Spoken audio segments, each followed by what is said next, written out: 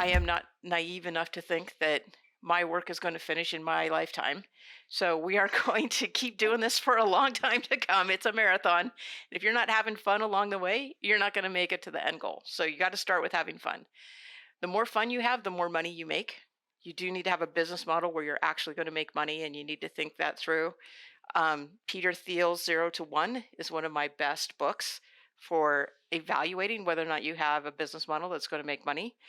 And then you can do good, because the amount of good you can do is gated by how much money you can make, because that's going to be related to the amount of influence that you can have. That's amazing. So if you do them in that order, you're actually maximizing doing good. It's amazing to hear that. And actually, I also recommend Peter Thiel's Zero to One book to everyone.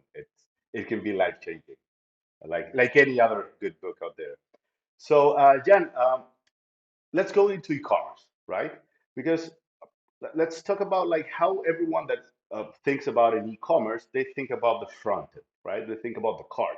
They think about the looks, UX, a UI, functionality, features, etc., right? And that's where we come into play, right? Then of course we have strategy, etc. But there's something that you're bringing to our attention, right? That e-commerce starts from strategy, but from a strategy of how to implement and how to put your data and structure your data together within an ERP, right? And that is something that you really excel at doing. And I want you to share that with our audience, because our audience are all e-commerce merchants.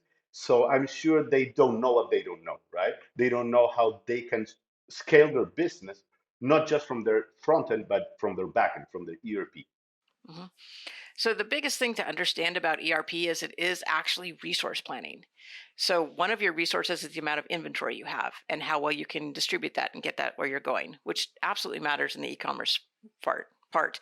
The other part might be what your customers are and what your items are, what's available to you. So all of these resources that are available, you're not always going to display them in different views. So if we apply information system analysis to business, you would actually have what's called a model view controller mental model. I love mental models. They really help me break down problems and think them through. So the model is where your data lays. The controller is what your business logic is, and the view is how you present it. So if you look at your e-commerce systems as a view, like maybe you've got a view for wholesalers that's different than your direct to consumer. And maybe you've got a view for a different set of products because you're doing the purple set of products, or something that's very specialized to a particular niche market. All of those views are excellent.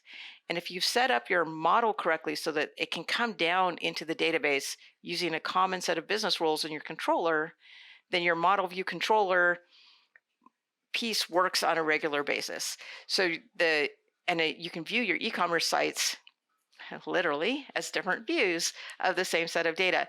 And that has been super helpful to me in explaining to execs why they want to take the time to do stuff that looks like upfront work and setting up your items in a specific way, and then setting up your business processes with a little bit more discipline, because you're not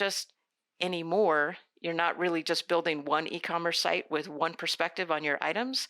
You're actually going to want to be able to speak to many micro verticals and micro niches in your area and present different views of the same process.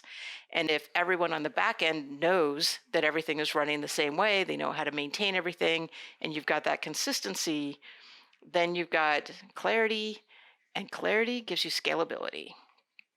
And so if you're going to grow and really optimize your tech, you need to step back and actually do this right. Set up your data right, make common business rules that everybody understands, and then you can present many, many different views quickly and easily and dynamically.